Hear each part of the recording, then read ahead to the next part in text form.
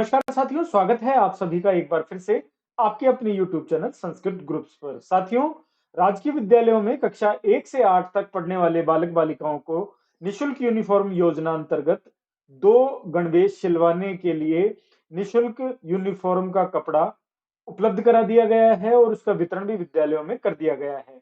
अब बात कर रहे हैं नए शाला दर्पण के पोर्टल पर इस फीचर के बारे में, जिसमें आपको वर्दी यानी यूनिफॉर्म के वितरण का जो डेटा है वो भी अपडेट करना है। साथ ही उनके जनाधार खाते को जो आपने ऑथेंटिकेट किया है उसको भी यहाँ पर किस तरीके से लाभान्वित लाभार्थी तक जोड़ना है कि उसके खाते में सिलाई की राशि पहुंच सके, उसी के लिए ये नई प्रक्रिया चालू की गई है। तो चलिए समझते हैं इस प्रक्रिया को। आपको शाला दर्पण के स्कूल लॉगिन पर आईडी पासवर्ड डाल के आपको लॉगिन कर लेना है। लॉगिन कर लेने के बाद आपका स्कूल का डैशबोर्ड आपके सामने ओपन होता है। इसमें योजनाएं जो एक विकल्प है, इस योजनाएं पर जाकर स्कीम्स पर जाकर के आपको क्लिक करना है और यहीं आपको एक नया ऑप्शन देखने को मिलेगा, छात्र वर्दी डीबीटी प्रणाली। आपको इस पर क्लिक करना है और ये देखिए छात्रवृत्ति डीबीटी प्रणाली का एक ऑप्शन आपको यहाँ पर देखने को मिलेगा।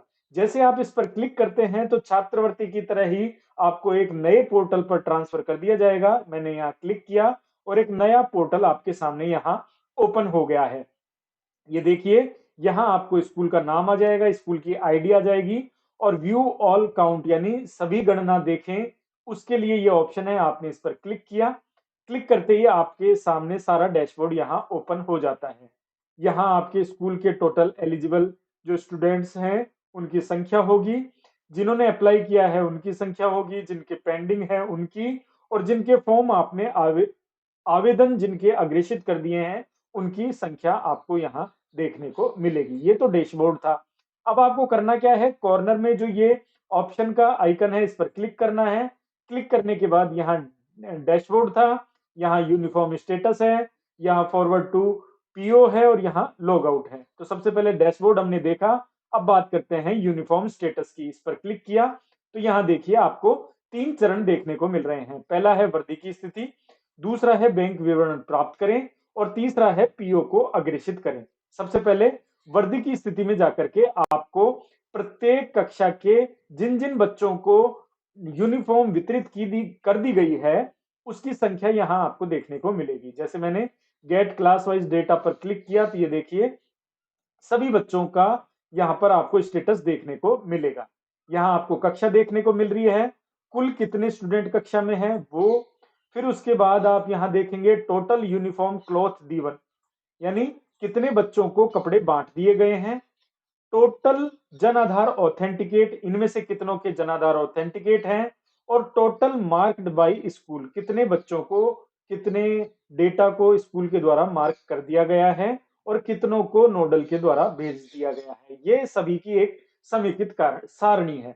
तो सबसे पहले हम बात करेंगे कि किसी भी कक्षा के अंतर्गत जिन बच्चों को यूनिफॉर्म वितरित की गई है, सबसे पहले हमको उसको टिक करना है। जैसे उदाहरण के लिए क्लास 5th मैंने यहाँ सिलेक्ट की, जैसे ही 5th पर यहाँ सिलेक्ट की तो नीचे आपको डेटा देखने को मिलेगा। यहाँ देखिए एसआर नंबर में सीरियल नंबर है, नाम है, पिताजी का नाम है, माताजी का नाम है, क्लास है, डेट ऑफ बर्थ है और जेंडर है। ठीक है, अब आपको देखना है कि सभी बच्चों को यहाँ डेज मिल गई क्या।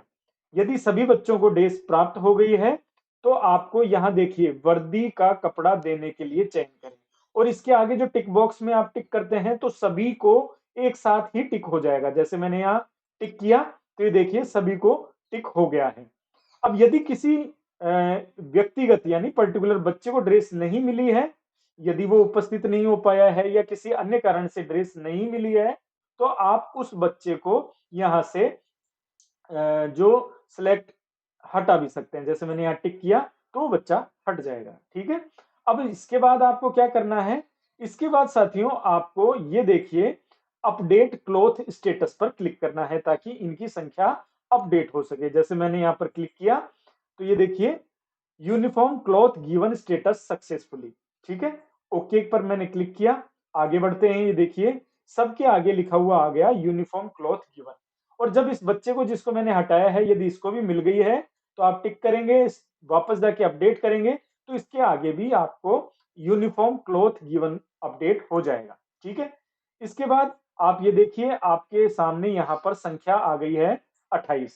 ठीक है, अब ये काम करने के बाद पहला था वर्दी की स्थिति जो आपने अपडेट कर दिया है। अब चलते हैं बैंक विवरण प्राप्त करें। ये मैं बताना चाहूंगा स्टेप बाय स्टेप आपको काम करना है, यानी पहले ये स्टेप जब आप कंप्लीट कर लेंगे वर्दी की स्थिति का, उसके बाद ही सेकंड स्टेप पर जाएंगे तो ही आपके ये ऑप्शंस काम करेंगे। ठीक है, यानी कि अब आपको बैंक विवरण प्राप्त करना है। तो ये मैंने यहाँ पर क्लिक किया और गेट क्लास वाइज डाटा।